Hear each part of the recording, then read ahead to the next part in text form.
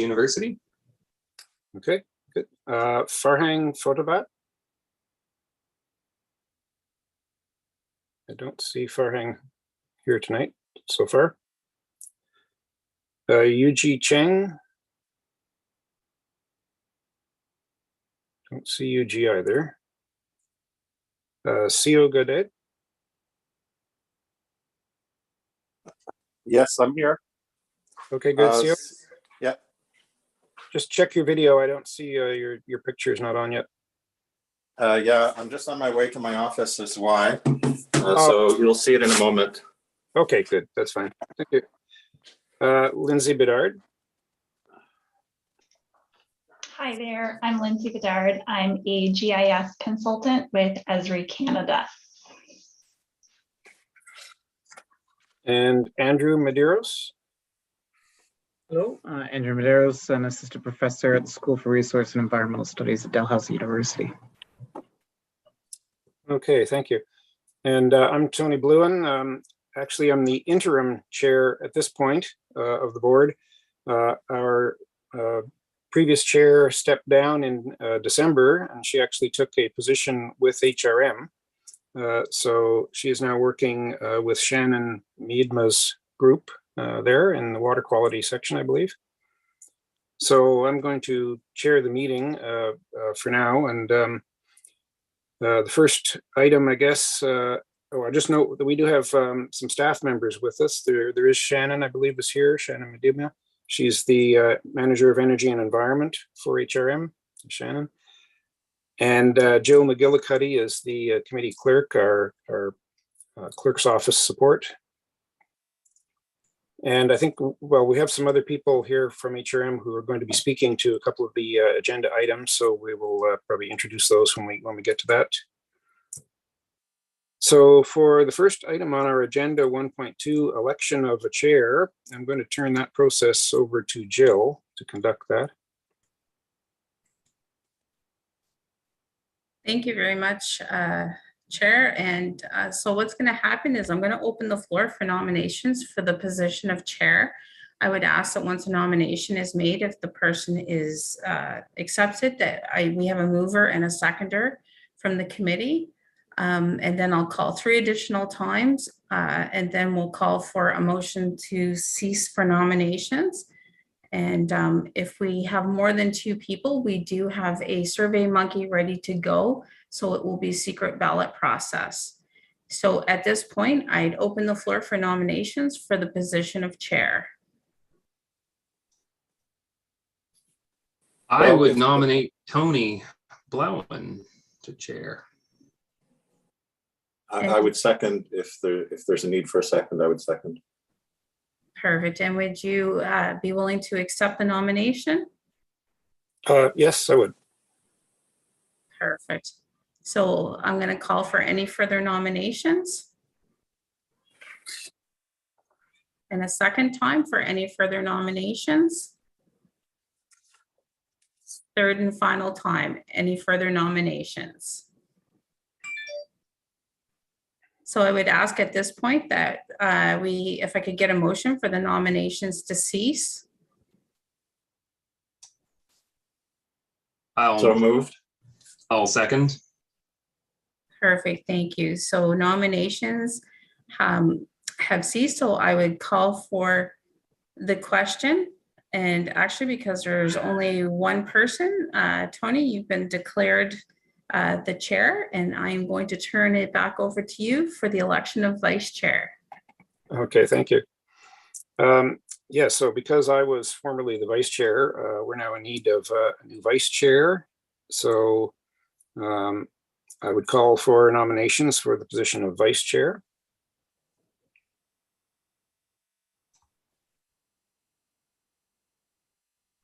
Can I nominate myself? I'll defer to Jill on that. I'm not sure about procedure. I'll save you the trouble. I'll nominate you. Thank you. Okay, so we have David Foster nominated. Any other nominations? Any further nominations for vice chair? And third and final time, any further nominations for vice chair?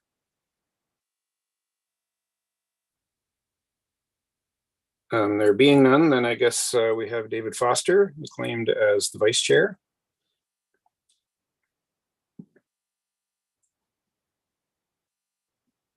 I guess, Jill, do we need a move to have someone move that nominations should cease? That would be great if we could get the question on that, and then we can declare David the vice chair. I see. Okay, so anyone move that nominations be closed? I'll move that nominations be closed. Okay, and I think we have Andrew seconding, perhaps. And so for the motion, all in favor? Any opposed? None opposed. So, okay, Jill, I think we are done there. We have David acclaimed as the vice chair. And I note that Yuji has joined us. Welcome, Yuji. So for Yuji's information, we've just concluded item 1.2, election of a chair, which turned out to be me, and election of a vice chair, which is David Foster.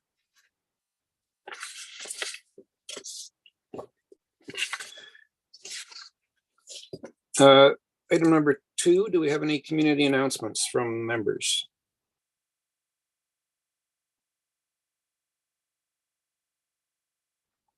Okay, then move on to item 3, approval of the minutes. We have draft minutes before us from August 18th of 2021 and also November 18th of 2021.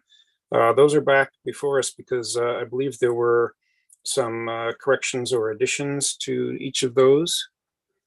So I'd ask the members if they have any errors or omissions in those 2 sets of minutes to note. I'd like to take them one at a time, Yep. if that's all right. The August one, I had asked for some clarifications, and those have been made. They're indicated in red. Yes. So I'm indicating that that is fine with me. The other set, I'll just look at it now. So the 10.2.1 Burnside and City of Lakes development looks fine mostly, except that I had asked a question about water quality. So the discussion had been all about water quantity. And I raised the point that we also need to be concerned about water quality that is flowing into Lake William through the creek. I don't remember the name of the creek. The city official had said that HRM is following all provincial guidelines and regulations, etc., but did not indicate what those are, which left me with an uncomfortable feeling. Perhaps there are no quality requirements. So I would need for that discussion to be reflected in the minutes before approving that set. Okay, Jill, could we have that amendment made to that set of minutes from November and maybe have those recirculated to us after the meeting?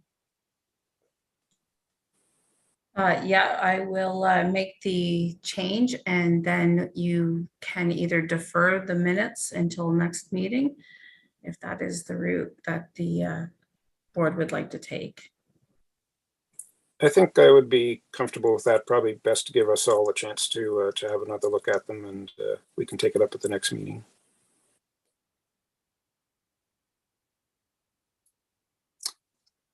Okay, so can I get a motion to approve the minutes for August? So moved. Okay, and I see Andrew seconding. All in favor? Yes. And any opposed? No. Okay, so we have approval of the August minutes and the amendment to be made for the November minutes. Item number 4, approval of the order of business and any additions and deletions. So I'd ask Jill if we have any additions or deletions to the order. There's no additions or deletions from the municipal clerk's office. Okay, do any of the members have anything to bring forward? Additions or deletions? No? Okay, so I'd ask for motion to approve the order of business, please. I see Andrew and David, I think, were the first two hands up. So we'll say Andrew moved it, David second. All in favor? Okay, so we approve the order of business. Business arising out of the minutes. I do have one item to mention there myself, but I'll ask if any of the other members have anything arising out of the minutes. Well, yes, so the clarification on the water quality question, I had written an email to city staff, and I received no reply regarding what quality requirements that the various developers would face.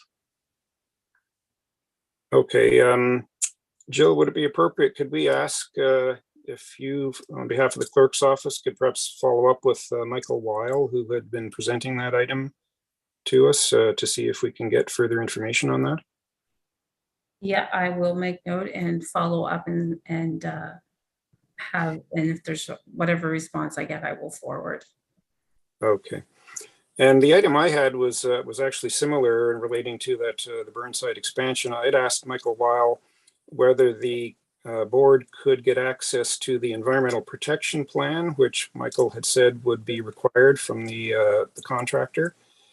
And I hadn't heard anything, so I wrote to Michael Weil, I think it was last month, and just asking if there was any further status on that. And his response was that there was nothing further from them at this time. I would have hoped it was maybe a yes or no answer, whether the board could get the document, but we don't have that yet. So I think perhaps I will try to follow up at a future date again and just see what's happening with that. An environmental protection plan, I would expect, would be a public document, would be accessible to us, but we don't have that confirmed yet from HRM staff, so that needs further follow-up. Okay, is that all the business arising? I believe so.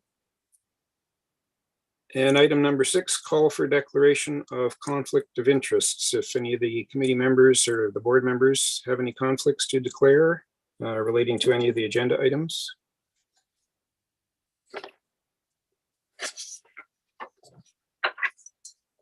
I believe not. Okay.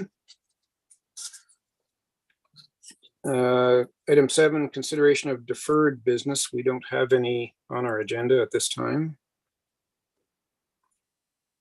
Item 8.1, Jill, has there been any correspondence, petitions, delegations, or anything of that sort through the clerk's office for us? There has been nothing received for this meeting. Okay, and similarly, item 8.2, for the clerk's office or any of the committee members, if they have any petitions to bring forward. There were no petitions from the clerk's office.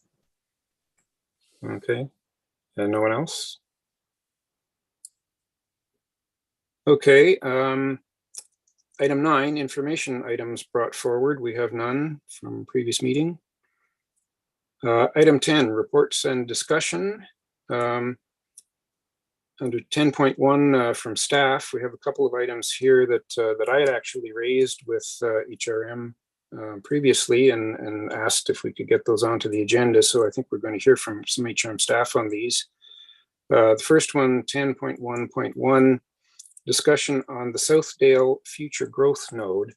And I had circulated a couple of information items to the board members previously on this. It came to my notice just through media coverage. So this is an undeveloped piece of property in Dartmouth, which is adjacent to a natural wetland. And the property was identified in the regional plan as the Southdale future growth node. So it was identified as being appropriate for development, and there is now a proposal brought forward by a developer to do that. And there is some public concern has been expressed about the possible impacts on the adjacent natural wetland, which is referred to as the Eisner Cove wetland. So I thought that might be an appropriate topic for the board to consider. And coincidentally, just shortly after I noted it, I got a note from Linda Campbell, who is, of course, one of the prior chairs of this board. And Linda raised it with me to suggest that she thought it would be something appropriate for the board to deal with. So I've put it on the agenda just to see, I guess, whether there is any scope for the board to make any comment or recommendations to HRM regarding the possible environmental impacts, and particularly the impact on Eisner Cove wetland. So we have a couple of staff from HRM Planning, Cassia Tota and Ross Grant. So I guess I'll ask them to speak to this. Thank you, Mr. Chair. We have a brief presentation if you'd like us to go through that to start with. Sure. Okay, just share my screen here.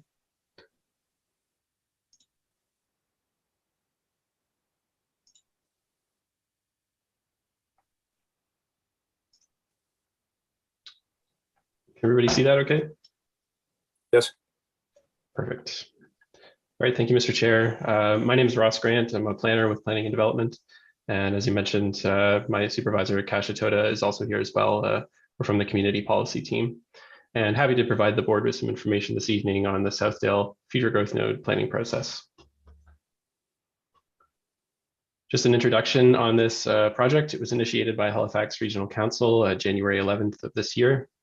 The landowners are AJ LeGros Holdings Limited, represented by Clayton Developments and ZAP Consulting. And 101 Research Drive, a separate parcel, is owned by Portacana Holdings. The location is the Southdale Future Growth Node, which are the lands north of Mount Hope Avenue, northwest of Highway 111 Exit 8, and 101 Research Drive lands. And they're just shown there on the map to the right side of the screen. The proposal is to initiate master neighborhood planning, which is a municipal plan amendment and potential development agreements. Just a brief overview of some regional plan policy. So 2006, of course, HRM adopted its regional plan, which was subsequently updated in 2014. The area in question was designated urban settlement through the regional plan. And essentially what that means is that it's just policy support for serviced development. The area is also near a regional urban local growth center. So in this case, it's the Woodside Regional Growth Center. And that has policy support for medium to high density residential uses, encourages access to transit, a mix of uses such as commercial uses and residential uses, and of course, policy to preserve the wetland. And there's also guiding policy in the regional plan to direct the municipality to consider the Penhorn and Woodlawn community visioning statements. I'll also like to point out there's some policy within the regional plan that speaks to housing, such as council must consider ways to encourage housing affordability when amending municipal planning strategies, such as this case. And the policy may also include things related to housing mix, reduced lot dimensions, or housing for specific vulnerable populations. Just a couple of those visioning and action plans that I'd like to quickly speak to. So for the Woodside Vision and Action Plan, that's from 2011. Just some information for the board. The vision that came out of that was our community shines as a destination with a rich history tied to the diverse people who live, work, and care about Woodside. And this visioning process spoke about some key assets in the neighborhood, such as a ferry terminal. Of course, it's Woodside Ferry Terminal. The transit service in the area, the local schools, the community college, hospital, and the nearby Woodside Industrial Park. This process, the Future Growth Node planning process, is an opportunity to implement actions from this visioning process and as well the Penhorn visioning process. And just another vision excerpt from that one, the Penhorn Woodlawn community is composed of several unique neighborhoods connected by a shared history, lakes, parks, streets, local community institutions, and commercial areas. Some pretty similar assets were highlighted through that, such as residential neighborhoods, commercial service, the lakes and the wetland, and the trails overlapping that visioning area. And again, just another opportunity to potentially implement some of the vision contained within those visioning practices through this plan amendment process. diving a little deeper into the policy, the area is contained within the regional center. So it's under the regional center secondary municipal planning strategy, otherwise known as center plan, which was adopted by regional council fall of last year. It's designated as a future growth node under the MPS, and the zone is Comprehensive Development District 1, and I'll speak to a little bit more of the detail on what these mean in just a moment. Existing uses throughout the FGN include woodland, wetland, and an office building on the Research Drive lands. So an overview of the policy: future growth nodes are large sites within the regional center that can accommodate growth. And the process that they go through is sort of a two-phase process that I'll speak to now. So master planning is the first phase. This is a policy creation phase that we're at today. This creates overarching policy for parks, trails, public streets, infrastructure, land uses, and bonus zoning provisions, amongst a couple other things that will eventually allow development to proceed via development agreement. And that would have more specific details on those elements, as well as things like the design and location of buildings. And the development agreement may permit development under specific zones and land use bylaw provisions that are already within the regional center plan.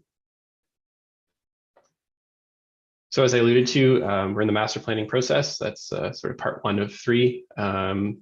And this phase involves gathering public feedback. We actually just finished the first of 2 phases of public feedback recently. Have a What We Heard report that was just posted today on the project website. This also includes a detailed review of environmental features, site context, a traffic statement, infrastructure, and culture and heritage assessments. And this would eventually create policies and a high-level concept plan to be incorporated into the regional center plan, which would include an overall site plan showing the location of important connections such as roads and trails, the location and general scale of development, for example, low-rise buildings or mid-rise, the general land uses, and any buffering, landscaping, stormwater, or environmental policy. This policy amendment would be considered by regional council. Should regional council choose to adopt the proposed policy amendments, it would move on to the development agreement process. So this would enable landowners to apply for a development agreement to carry out development. This is a binding legal contract between the municipality and the landowner. And this would also include additional public feedback. And as I alluded to before, this would just have more specific details on things like those shown on the slide. And this would be considered by the local community council. So in this case, that would be Harbor East Marine Drive Community Council. And the final phase of the planning process, if a development agreement or one or more development agreements, I should say, is adopted, would be the permitting and subdivision process. This would include subdivision for streets and lots. Just a note there that the wetland cannot be altered unless provincial approval is granted. I'm happy to speak a little bit more on the different jurisdictional areas if we need to the board. But of course, the province manages alteration of wetlands. Street and infrastructure design has to comply with municipal and Halifax water standards. And the subdivision process involves another layer of HRM internal review, as well as the province and other relevant agencies. And of course, each building also requires a development and construction permit, which has to comply with the land use bylaw, development agreement, and any building codes. So on the wetland and environment in particular, as I've alluded to, wetland alteration is jurisdiction of the province. That requires the Department of Environment to do their review and potentially approval if that's what they if that's approved. HRM, in terms of our own policy, has a minimum 20-meter buffer from wetlands and watercourses that I'm sure the board's familiar with. Excuse me, paths, driveways, roads, and infrastructure are permitted within that buffer, so that they can cross into it at certain points. And through this process that we're in now, the policy creation process, there's an opportunity to discuss stormwater management practices. And the wetland may be transferred to the municipality as part of the development process for passive recreational purposes, perhaps a trail around it and that sort of thing. And that's just subject to the feedback that we get from Halifax Water on stormwater management. A couple other policies I'd like to go over in terms of the environment. So the future growth node process requires a land suitability assessment. So we have received that from the consultant of one of the landowners, and that basically helps us to identify things like slope and any sensitive environmental features. So obviously in this case, the wetland was highlighted through that document. The Halifax 2050 plan speaks to protecting sensitive green spaces, creating climate-informed stormwater management plans, and of course to reduce urban sprawl. The Green Network Plan recognizes the importance of wetlands and buffers. Urban Forest Master Plan provides some policy that helps us out in this case. So things like increasing tree plantings through municipal streets and retention of existing tree cover through screening and buffering. There's already requirements in the regional center plan that speak to incentivizing the retention of existing vegetation and trees. And those are some policies we can look to through this process as well. And of course, the subdivision bylaw requires a parkland dedication. So as through this process, the developer would be required to provide some land to the municipality for the purposes of a park. Just an overview of the planning process, just so you sort of know the major milestones and where we're at today. So as I said, it's been initiated by regional council. HRM staff and external agencies have conducted an internal review of the materials that we've received. Excuse me. We've held one public meeting so far, and there was a questionnaire that was available on the planning website for this file that the public was invited to participate in, and we'll get a lot of great feedback from that. The next stage in the process is to draft policy and a potential development agreement and have further public input on those drafts, and then head to regional council for policy recommendations, and that will require a public hearing if regional council should choose to adopt any new policy for this. And then, as I said before, the development agreement go to community council, and then there's a 14-day appeal period if any development agreement is approved. I'd like to go over just very briefly the proposals that we have received from the landowners so far. So 2 proposals been submitted so far. Just remind the board that specific development proposals can't be actually considered until the policy process that we're going through now is complete. So have to have those policies in place before we can move on to the development agreement stage. So the landowners submit studies and concepts for review, and they're engaged during this policy phase. And the proposals are shared with the public for feedback. And as I've said before, more engagement with the public is to come. So just to show the 2 different areas of land that currently have proposals that we've received. So the first is sort of the larger piece of land there with the large yellow 1 on it, and then the smaller associated parcel just to the south of the larger one, adjacent to Mount Hope Avenue. So that contains 1 application, and there's a second one where the green 2 is located, of course, and that's a separate proposal.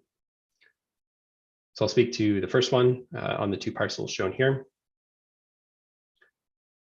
This is the proposal. So it consists of approximately 700 residential units broken into 4-unit dwellings, single-unit dwellings, townhomes, multi-unit residential buildings. It also includes a proposed stormwater management area just shown there in the center of the plan, somewhat adjacent to the existing natural wetland, and some proposed parkland up to the north of the site. Obviously, major road connections. They're proposing to connect through Mount Hope Avenue and Lynn Drive, and some new public streets shown there on the plan.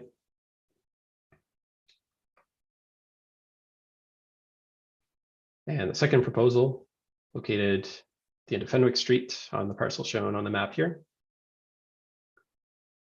And this one consists of 3 multi-unit buildings, approximately 4 stories in height, surface parking, as shown on the plan here. And they're also proposing to make the portion of Research Drive within these lands a public street. It's currently essentially a driveway. So that's a part of this proposal as well.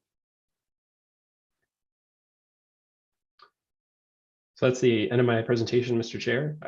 Happy to take any questions from the board at this time. Okay, thank you, Ross. I guess I'll just open it up, call for any of the board members if you have any questions for Ross. I have a couple of questions, if that's okay. Clayton, on behalf of the owners, implies that Clayton is not the owner. Who are the owners? Through the chair, thanks for the question. The owner is AJ Legros Holdings Limited. Okay, so the land is privately owned already. That's correct. And what rights do they have under that ownership already that we can't alter? So the future growth node applies the CDD1 zone.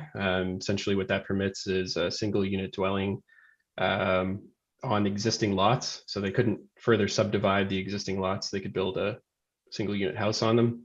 And I believe the other property, yeah, they're all zoned CDD1, so it would be a single family home at this time. Mm-hmm. I'm curious also about the word alteration. What constitutes an alteration under the provincial law or regulation that applies? Through the chair, I'm not actually sure what the threshold would be for an alteration. I understand that the province has a process where if it's an alteration greater than 2 hectares, that moves to an environmental assessment. But I believe any alteration of the wetland requires a review by the province. Okay, so what I'm driving at is, do increases in stormwater that would end up in that water body or decreases in quality as a result of that runoff, are those considered alterations? Through the chair, I don't think so, but I could defer to other members of staff on the call that might be able to provide some insight into that. If anyone knew. Yeah, I would probably refer this to Shannon or to Emma Waddy, who is still here on the call. I believe when we met with the province, they do consider like the impacts of development on the wetland, and they would provide some conditions as part of their permit in terms of the quality and quantity of runoff. But I think there are others who may be able to speak to that with greater competence. I don't know if Emma or Shan. Emma, would you like to answer this one? Sure, I can jump in on that. So CEO, I just want to make sure I understand your question. So like you're wondering like what would trigger or what would be considered an alteration. So essentially it's any kind of shift in the water, like at the water quality, water quantity, those would both be considered, and there's like thresholds for both of those. But there'd be a kind of changes to the water system would also be included. So this proposal has a road going through the wetland right now, so that would be considered a road. That would be considered a wetland alteration. Okay, that's good to hear. I don't want to monopolize if others want to talk, but I'm just looking here. There is a change.org petition to save Eisner Cove wetlands in Dartmouth, Nova Scotia. I'm wondering if staff are aware of that, and just to read from it, the claim is this proposal will result in significant environmental impacts to the Eisner Cove wetland, including but not limited to the loss of a valuable ecological space, runoff into the watercourse, increased local flooding, the destruction of habitat for flora and fauna, and the loss of a treasure community space. Are you aware of that petition, and do you have a reply? Ross, do you want me? I can probably start. Yes, we are aware. I don't believe the petition was formally tabled yet with the clerk's office or staff, but we're definitely following the conversations in the community, and we received a number of correspondence. So yes, we are aware of it. Thank you. And just reading a bit further, it says, we are further concerned that the developer has started clearing the forested area between Lynn Drive and Highway 111 up to and infringing upon the wetlands. Is that allowed? The sense that I got from the presentation is that we're early in the process and all of the permits, whatever, have to be agreed, etc. Should the developer be cutting trees up to and including the wetland?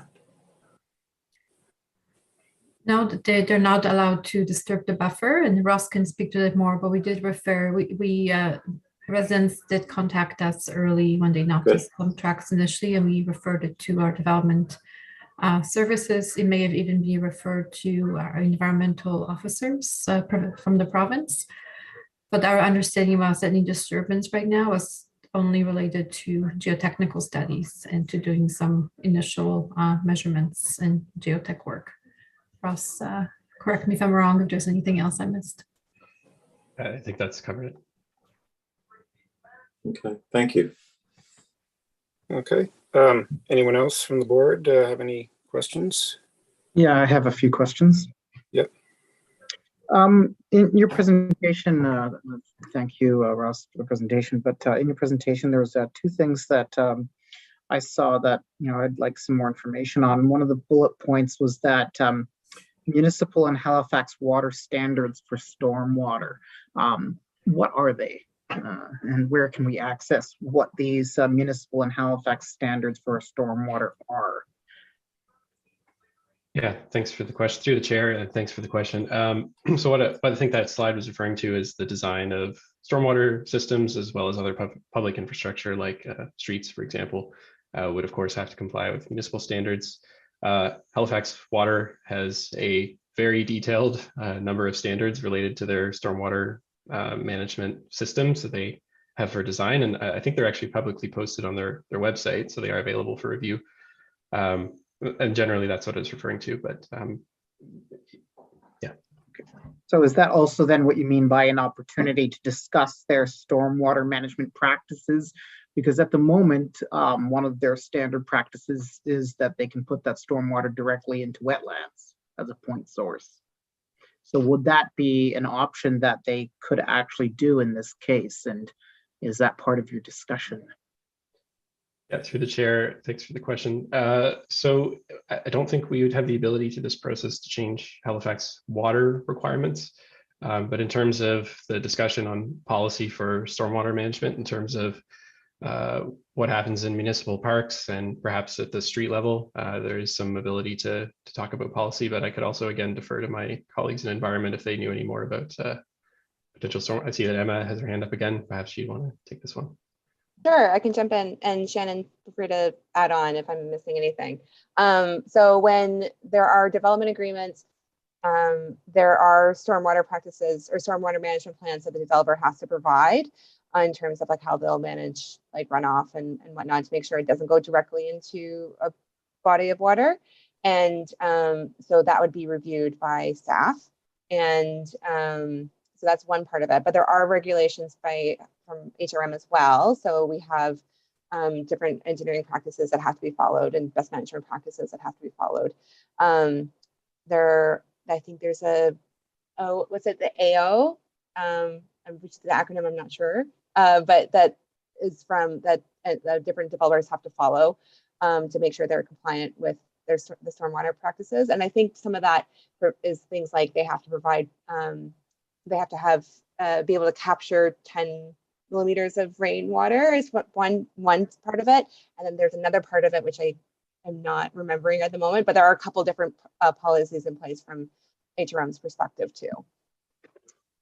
On that, they just recently created joint stormwater standards between the city and the water utility.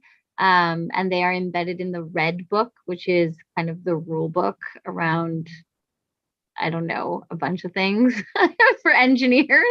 So that was a big piece of work that just happened over the last couple of years and is now finalized. And it enables things that are more like low impact development, green infrastructure solutions, that type of thing. Okay, so is this what that stormwater retention area on the map that you showed was? Is that basically, is that area that they're proposing a retention pond, or is it basically a ditch to refill, with stormwater from the development? And what mechanisms would prevent that water from that stormwater area from draining into the wetland? Yeah, through the chair. So we don't really have any details on the exact design that's proposed yet. So that would be something that our engineers would be looking at as we go further into the process and get more sort of detailed design drawings. So I don't have any information on the design of it at this time, but as the other staff alluded to, it would have to meet the requirements set out in the current policy that we have. Yeah, if I could just add to that very quickly. So as Ross in the presentation alluded, we are early in the planning process. So there would be policies around, requiring storm management plans as part of the development agreement. And because it is a comprehensive plan, but the details, and there could be some, examples of what we may be looking for. And we may be, referencing other guidelines. But that level of detail comes typically a little bit later on a development agreement subdivision stage, and that would be carefully, reviewed by our engineering staff and others. So it's really early, and the concept plan is very preliminary. Really, it just gives us the first intention, but it will likely change quite a bit, and it may also be influenced by any provincial requirements and permits, right? So they may also have impose their own requirements. Yeah, Ross, if I could just interject here. I attended the fairly recent public meeting that was held online for this, and there was some description around stormwater management, and Clayton Developments, if I understood their proposal, they are suggesting an engineered wetland be created to manage the runoff from streets and roads in the new development area, and then that engineered wetland would discharge to the natural wetland. And so I'm quite interested in, the nature of the design of this wetland. What standards would it be designed to, and what would the specific nature of the effluent from the engineered wetland be before it goes into the natural wetland? Parameters like salinity and phosphorus and the usual ones. And so I do understand we're early in the process, and perhaps those engineering details are not available yet, but those I think are going to be of interest at some point. And David, I think you had your hand up there. Yes, thanks.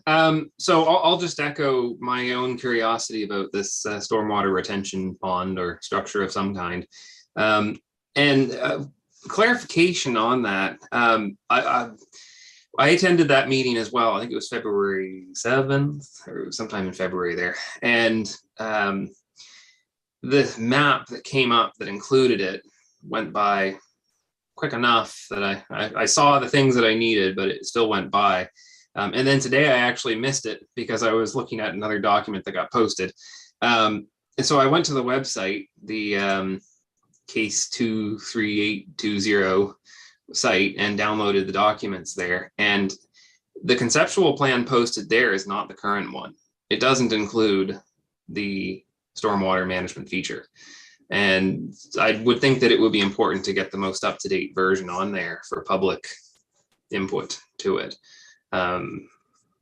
Because I feel like perhaps this may allay some public concerns about stormwater management, but it would be fair at least for the public to have a chance to view it and consider it as they're thinking about the project.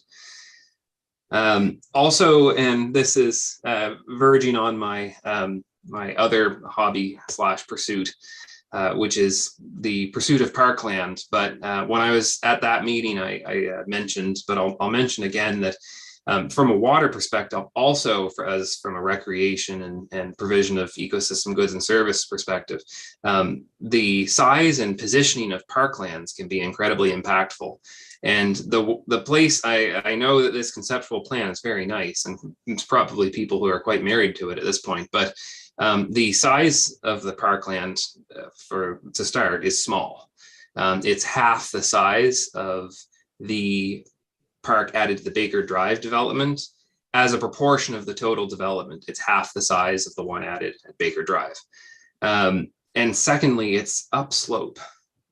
It's at the very top of the slope. And so if we just want to use our planning here for the best, for all purposes, then positioning it downslope could even contribute to the issue at hand of managing water. So that's all I have. I don't think any questions in there, just a couple points.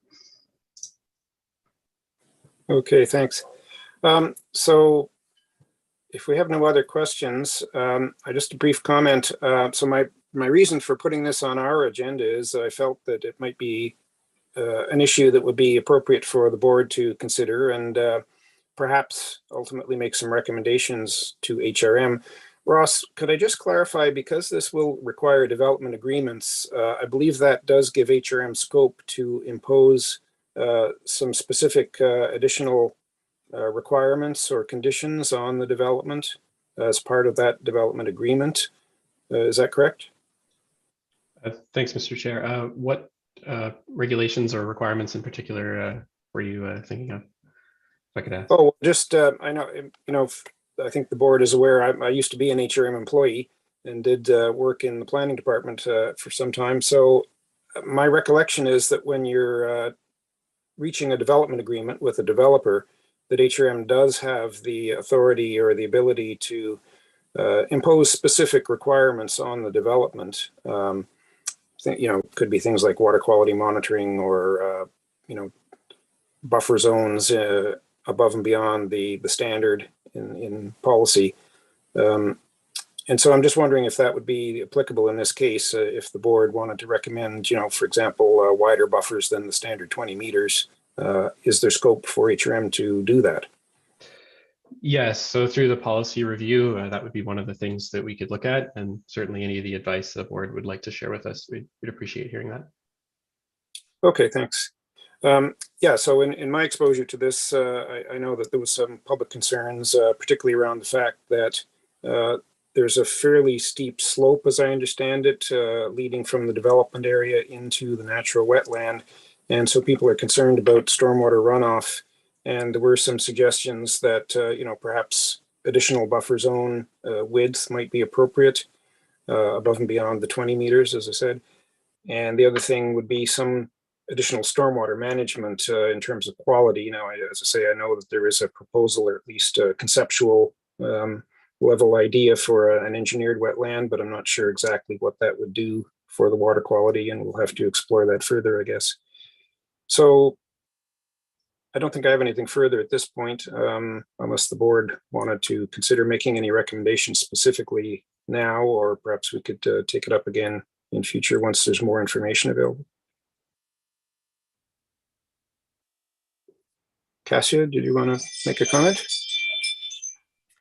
Well, through the chair to the board, sorry to interject, but if there were even high-level recommendations at this time that the board would like to make around stormwater management and buffers, I think it would be helpful for us to receive them even today, because we are, as we conclude the first phase of community engagement, we are moving to policy writing, and really the development agreements will need to comply with any policy directions. So if the board feels at this time that these are some reasonable recommendations, then we would take them away.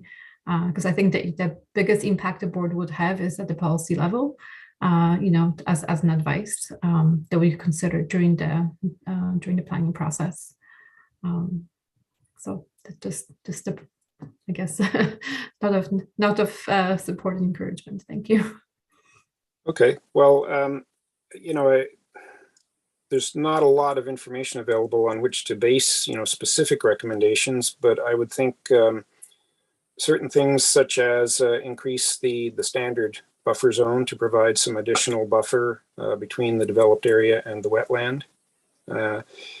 And in terms of stormwater runoff, I would just like to see, if it does end up being an engineered wetland, I would want to see that it was sized and designed sufficiently so that it would reduce the impact as much as possible on the wetland, obviously, both in terms of salinity, for example, from road runoff, as well as nutrients from a variety of activities that would happen within a development, lawn fertilizers, various things that could introduce nutrients into the wetland.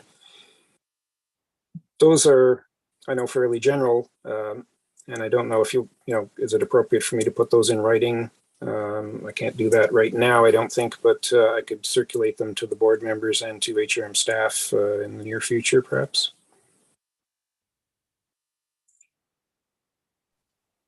Do I have agreement from the board that I could undertake to do that, and I'll circulate it? So I'm just wondering if those are at the level of broad policy that we were ask to come forward with? Do the staff have comments on, is that the level of sort of input that you're seeking from us? Yeah, good question. Cassia? No, I think so, definitely, because as you know, we will be following the minimum 20-meter buffers that are in the regional plan, but the regional plan also allows secondary plans to increase the buffers. So, I mean, we would need to consider it, and what impact would that, what positive impact that might have on the wetland, but it is something that we are, already thinking about for sure. As well as parkland location, we are also getting some comments internally about that. And yeah, if there are stormwater best practices that you're aware of that would help, that would be great. I think for the process, the board can have the greatest impact at this stage. As you know, we need to balance. We can prohibit development on private lands, but we can help manage it. So I think that would be appropriate, and maybe that could be, considered. Thank you. Okay, thanks, Cassia. So I just ask, what's the board's preference? Did you want me to draft something and circulate it? Sure. I'm wondering if we need, somewhat broader framing, to just frame all of what you said, that our prime concern is about the wetland and as usual, the hardening of surfaces and the possibility of pollutants reaching the wetland. So as is so often the case, we're concerned about the quantity and the quality of effluent that ends up in the wetland and its possible impacts on habitat for wildlife in that wetland, etc. So just to frame it. Yes. Okay, sure. Could I ask one more question for Ross? If in fact the development goes ahead with an engineered wetland in place that's going to discharge to the natural wetland, you alluded to Halifax Water's stormwater standards and requirements, but if there is no storm sewer that's going to carry this water away, in other words, if the discharge is going to the wetland rather than to a municipal storm sewer to be transported somewhere else, do in fact those Halifax Water standards apply? That's a great question. Not sure how to answer that. I'm not looking to Emma, maybe if she would know, or Kasia. Tony, I'm sorry. What your question was, whether if there wasn't sewer, then like if there wasn't Halifax Water, would the Halifax Water, like if Halifax Water wasn't involved, would their standards be? Yeah, cleared? I just understand there will be storm sewers in the streets and roads, and they would convey stormwater to that engineered wetland, which then discharges to the natural wetland. But I'm just wondering if the discharge from the engineered wetland only goes to a natural wetland, it doesn't go into another municipal storm sewer, which would be Halifax Water's jurisdiction. To what extent do Halifax Water's standards apply when the discharge is to a natural system rather than a municipal storm system? That's an excellent question, which I don't have the answer to. Shannon? I don't have the answer. And actually, it would be really great if Emma Bocking were here, because she was really working on this. We had some meetings with some developers, the province, Ducks Unlimited, and the city around constructed wetlands, because a lot of work had been done in New Brunswick. They had different abilities to do it that Nova Scotia didn't yet have. And it was kind of with the province to determine how they were going to treat constructed wetlands, because if they treated them as a wetland, then anytime you went to maintain that constructed wetland, like to mow it, if you needed to like cut down some of the vegetation, or like, which is like a normal practice with the constructed wetland, I'm told, they would, like, if they said, oh, well, that's a wetland alteration, you need a permit every time, like that doesn't work, right? And I don't know that all of that has been resolved yet. I actually didn't know that a constructed wetland was part of this. I've been really hoping that someone would test one of these in our province for a long time. And so I think that we need to circle back with Emma Bocking and the work she's doing with the kind of wetlands working group, which is a bit of a multi-stakeholder working group, to see where that sits with the province right now.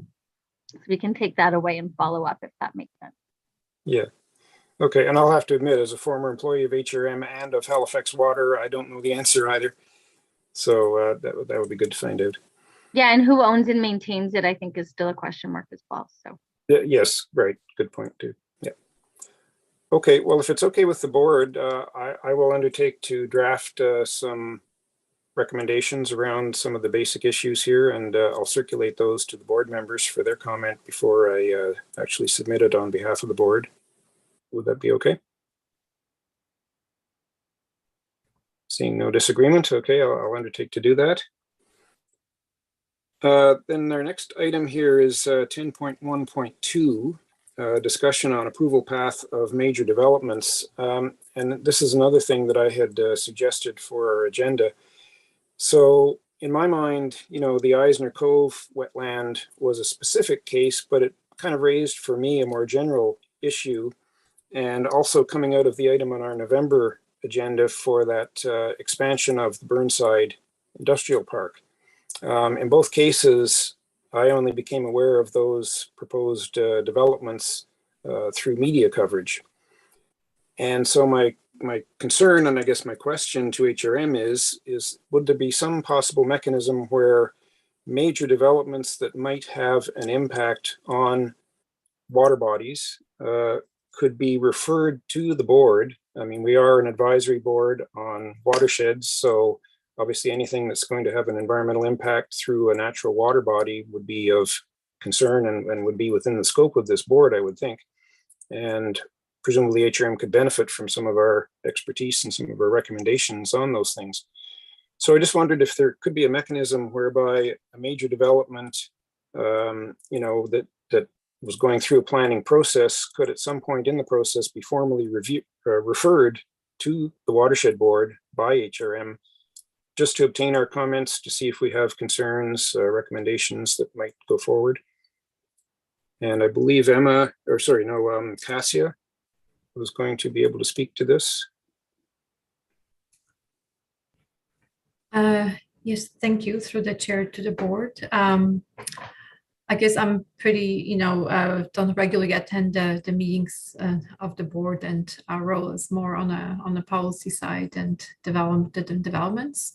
But it is my understanding that, you know, planning processes don't typically, you know, especially at the approval stage where it's, you know, fairly technical and it's really based on very detailed planning policies and regulations. They don't go to the parent body of RWAPS, which is the Environment and Sustainability Board. They have a broader mandate around, you know, Halifax Water and maybe just kind of large scale regional plan policies, perhaps. But when it comes to developments, the path of approval is typically through, if there is a planning advisory committee at the local level, then it goes, you know, there first. If it's discretionary application, then goes to community council, and plan applications would go typically to regional council. So, and many of them are also right development, so they're, you know, proceed through development permit. And at that stage, there's really very little influence if the planning policies and regulations don't speak to, you know, some water quality impacts, then we can't really, you know, change the path. The regulations are what they are, the rights are what they are. So I think it's a larger governance question, but the way, I guess in my understanding and just speaking to Jill briefly before the meeting, the Environments Committee doesn't review planning applications. So to send it to RWAP, there's just, I guess, limited maybe opportunity at this time. Yeah, I mean, I understand the process. As I say, I'm somewhat familiar with the planning process and as of right development, you know, pretty much just according to the existing policies. I just find it frustrating that, you know, we are constituted as a professional technical advisory board, and there are these things that come up now and then that do seem to raise issues and concerns, and for which we might have useful recommendations to HRM, but we don't really have a mechanism for providing those, we can, as I've done, we can bring items to our own agenda, but that's only if we become aware of them and have something to say about them. So I don't know if there's any way to further explore this as to whether there could be a mechanism to refer things to us. And we could certainly put some limitations or specifics around that. It would just be for a certain size of development within a certain distance of a natural water body with a discharge to that water body, something like that. I don't know the details myself. It would have to be worked on. But anyway, I'll just leave that out there as a suggestion. Hopefully in future, maybe there might be some way of doing it, because as you probably know, our agendas are pretty sparse at this time. Have been recently. Not too many things get referred to us, and so we end up deferring a lot of meetings because we don't have anything on our agenda. And I think the members, we're all here as volunteers. We would like to be able to provide our expertise and experience to HRM, and hopefully HRM would benefit from it. So it's just something I would put forward, and hopefully maybe could be considered further. I'll also just add that I fully concur with that. I'm happy to see that we're talking about things like the Eisner Cove wetland and whatnot, but those are entirely board generated agenda items. And another really frustrating item that came up late last year, I can't remember the exact location of it, but it was a development on the Halifax side, and there was a proposal through to the city to increase the density of the development. And it came to the board, and it was nice to hear about it, but we had a fair amount of feedback to that and questions. And unfortunately, the answer from staff was just that, well, this was really just an FYI. There's no means for actual input from the board or any kind of mechanism for any of the suggestions that might be generated here on this technical committee to be incorporated or even considered. So it's a bit frustrating. Yeah, I'd like to echo the past two comments. I frankly am surprised at the number of meetings that are canceled, given the amount of development that's going on in HRM. We're called the City of Lakes, just for an idea of how much water there is around that will be disturbed in some way and rerouted. It's surprising that we get called into the process so infrequently and so late. So I would certainly support whatever mechanisms. And just because we can't do anything doesn't mean we have nothing to say.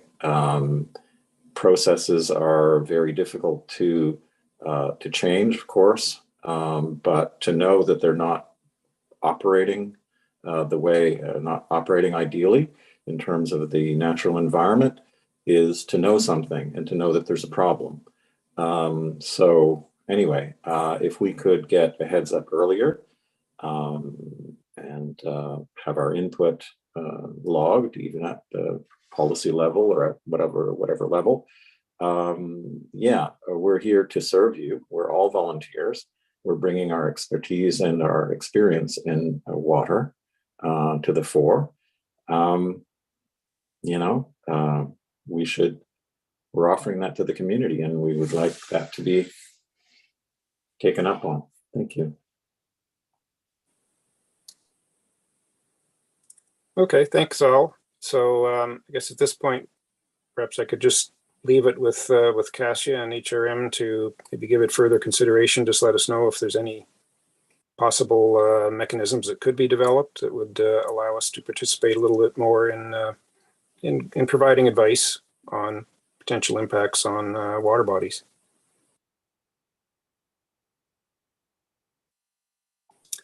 Okay, thanks. So we'll move on then to our next agenda item, 10.1.3, the proposed 2022 Regional Watershed Advisory Board meeting schedule. And I think the thing here is that just some of the dates for 2022 actually referred to 2021. So the list of dates has been amended to correct that. But I don't think there were any other substantive changes. I believe, Jill, is that the case? That is the case. My apologies. It simply was a typo. It got put in as 2021 as opposed to 2022, but the actual dates, the dates are correct. So if you have Yes. any additional questions though, please feel free to, I'm here to answer. Okay. Well, we had actually approved the schedule at the last meeting in November, not realizing that those typos were there. So we do have the amended schedule before us. So we require a mover and seconder to adopt the schedule. Andrew and David. Okay, all those in favor? Okay, any opposed? Hearing none, so the motion is carried. So we'll adopt the revised agenda as was circulated to us. Item 10.2, items from committee members. We have none. Item 11, added items. Jill, I don't believe there are any for that. And so, Sorry, there are no added items now. no, okay, correct. So date of next meeting will be April 14th, as approved in our schedule that we just did. So April 14th, presuming that we have some agenda items to consider, and we'll determine that as we go forward. There being nothing else on our agenda, I'd ask for a motion to adjourn. David? And doesn't require a seconder, so I would declare the meeting adjourned. Thank you all.